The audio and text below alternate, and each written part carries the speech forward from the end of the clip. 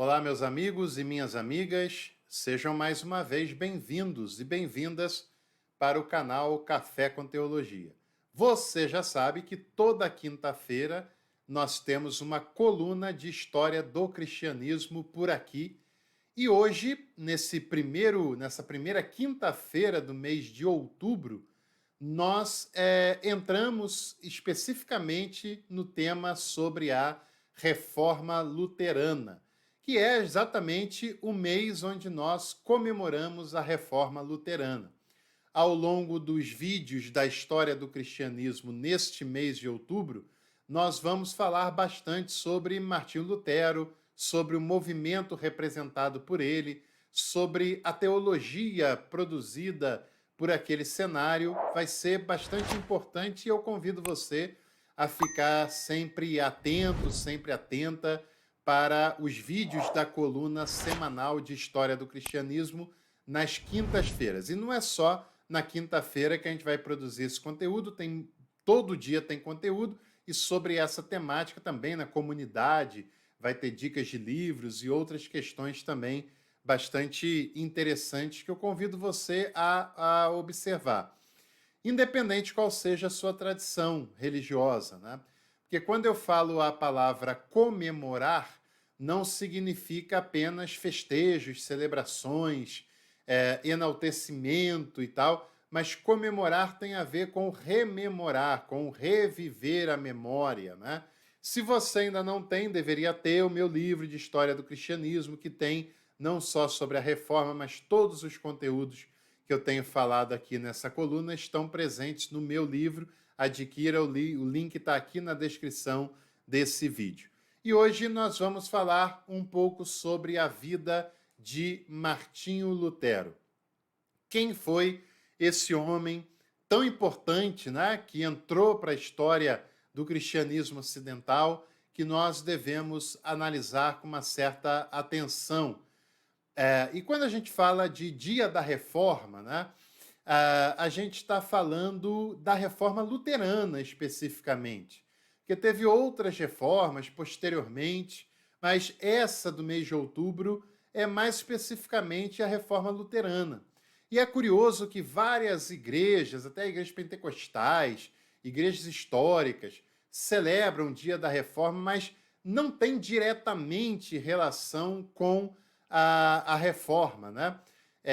Até os próprios reformados têm muito mais a ver com Calvino, com Zwinglio, do que com a tradição protestante de Martinho Lutero. É claro que indiretamente são afluentes desse rio, mas diretamente nem todas as igrejas têm a ver com isso, embora tenha lá as suas heranças indiretas, as suas tradições e por aí vai.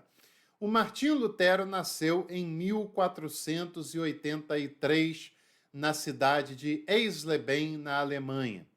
Esse período já era um período um pouco diferente da Idade Medieval feudal, em que não havia possibilidade de ascensão social, mas já há um início de uma chamada classe média nesse período, né? Um pessoal que não era nobre, mas também não era camponês, e através do comércio, através de alguns trabalhos, conseguem uma condição de vida razoável, né? E a família do Martinho Lutero era uma família de mineradores, pessoas que viviam da mineração, e isso dava alguma estrutura para aquela família, inclusive uma estrutura que permitiu ao Martinho Lutero estudar direito, que era um desejo do seu pai prepará-lo para uma carreira jurídica, para uma carreira ligada à questão do direito, para que ele pudesse trabalhar como secretário de algum bispo, como secretário de algum príncipe e ter a sua vida tranquila, a sua vida garantida naquele cenário, né? O Martinho Lutero é meio que forçado a estudar direito, mesmo contra a vontade, vai fazer direito, fica um semestre lá estudando direito, e nas férias, quando ele volta para Eisleben para visitar a sua família, ele é pego no meio do caminho por uma tempestade que o deixa apavorado. Essa personalidade apavorada, insegura, com alguns questionamentos psicológicos, era muito fruto do seu tempo, muito fruto daquele período medieval que o caracteriza, né? E o Martim Lutero, no meio daquela tempestade, faz uma promessa para Santa Ana, que era a padroeira dos mineradores, de que se ele não morresse, ele dedicaria a sua vida para a causa religiosa e ele entraria num convento. E ele assim o fez. Ele não morreu, não pereceu naquela tempestade e ele foi cumprir a sua promessa para Santana, o que deixou seu pai enlouquecido, seu pai enfurecido, porque o pai não queria, de hipótese nenhuma, que o filho fosse sacerdote, queria que o filho se formasse em direito, e eles fazem até um acordo no final das contas, porque o Lutero entra para o convento agostiniano, o pai chega a raptá-lo do convento para que ele não continuasse lá, e eles fazem um acordo de Lutero estudar, ter as duas formações e seguir a vida adiante. Mas aquele chamado é bastante forte. O Martim Lutero estuda num convento agostiniano. A tradição de Santo Agostinho é muito presente durante toda a sua vida, durante toda a sua formação teológica.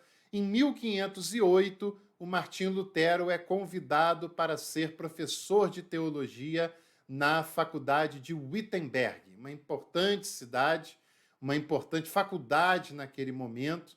E o Martim Lutero começa a dar aula sobre salmos, sobre epístolas, sobre textos da Bíblia, mas ele era uma alma inquieta. Ele não se sentia em paz, ele tentava fazer as cerimônias e tudo que ele tinha a fazer, fazia com certo zelo. Mesmo assim, a sua alma continuava inquieta.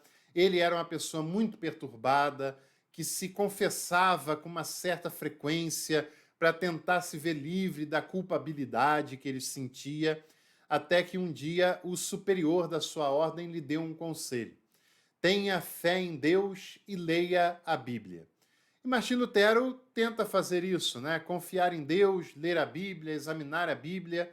Isso tem até a ver com a atividade docente que ele exerce naquele período. Em 1510, ele vai para Roma, é enviado pela sua ordem para Roma, e aí nós temos algumas interpretações. Alguns dizem que, ao chegar em Roma, Lutero tem um choque de realidade, percebe uma igreja com muita ostentação, um povo muito supersticioso, muito crédulo, e isso lhe causa um choque bastante consistente. E outros já falam que essa viagem não causou tanto choque assim como se interpreta, né? Mas em 1511 ele recebe o título de doutor em arte pela Universidade de Wittenberg.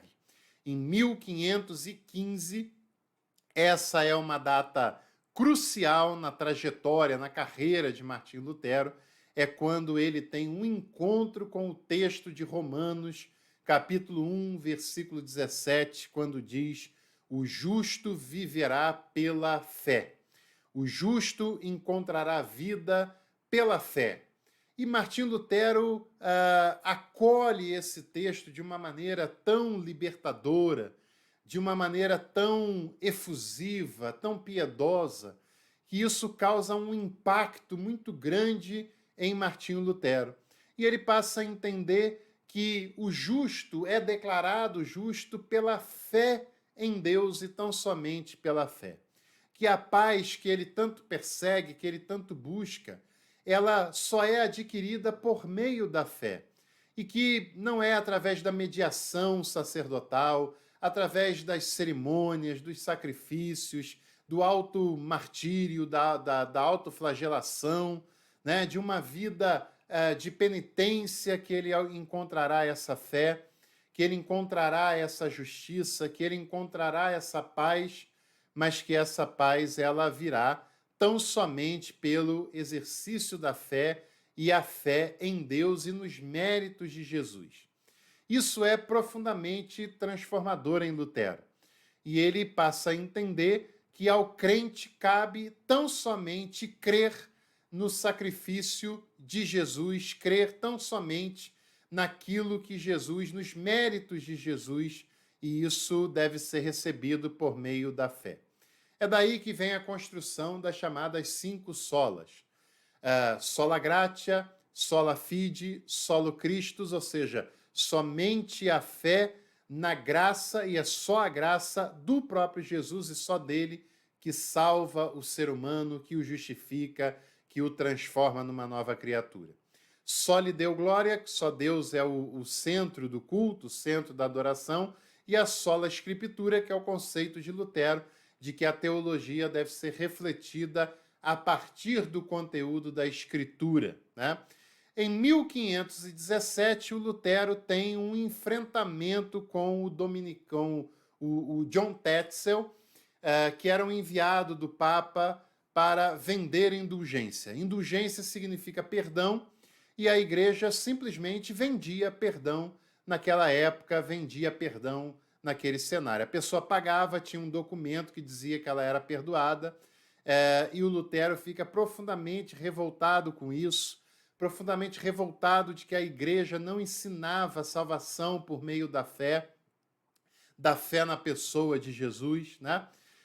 E de que se valia disso para vender esse perdão, e ele se opõe com veemência ao John Tetzel e consegue o tirar de lá, e ele continua nessa crise, nessa briga em relação à venda de indulgência.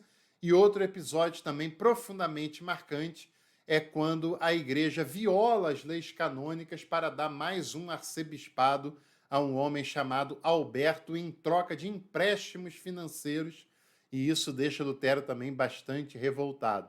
Até que em 1517 nós temos as famosíssimas 95 teses de Lutero, que são pregadas na porta da igreja de Wittenberg, e dentre outros pontos, principalmente, as teses questionam a venda de indulgência, o sistema sacrificial da igreja, e isso abre caminho para um processo de separação entre Lutero, entre o que ele pregava e o que a igreja medieval daquele período defendia. Agora, será que as teses aconteceram mesmo? Será que as teses foram de fato pregadas na porta da igreja? Será que o objetivo das teses era realmente que a população lesse o seu conteúdo? E será que isso aconteceu mesmo no dia 31 de outubro de 1517? O que é que tem de fato nisso? O que é que tem de mito por trás disso? Isso eu vou falar em outros vídeos que nós vamos estrear aqui no canal, na nossa coluna de quinta-feira, esse mês, tratando especificamente sobre a reforma luterana. E semana que vem eu vou falar mais sobre a vida de Martinho Lutero, principalmente a partir de 1517, e a gente vai tentar entender mais o que é fato, o que é mito dessa data e dessas teses de 1517. Se você quiser uma bela dica de leitura, essa obra da editora Sinodal é magnífica. O Dicionário de Lutero. É espetacular essa obra que você deve conhecer e deve ter aí na sua casa para pesquisa e para consulta. E se você gostou desse vídeo, você também deve deixar o seu like, deixar a sua curtida, compartilhar entre os seus contatos, e você deve ouvir a minha dica, o meu convite para você estudar teologia com a gente. É só se tornar membro Café Completo, que você começa hoje mesmo. Tchau, pessoal. Fiquem bem. Até a próxima.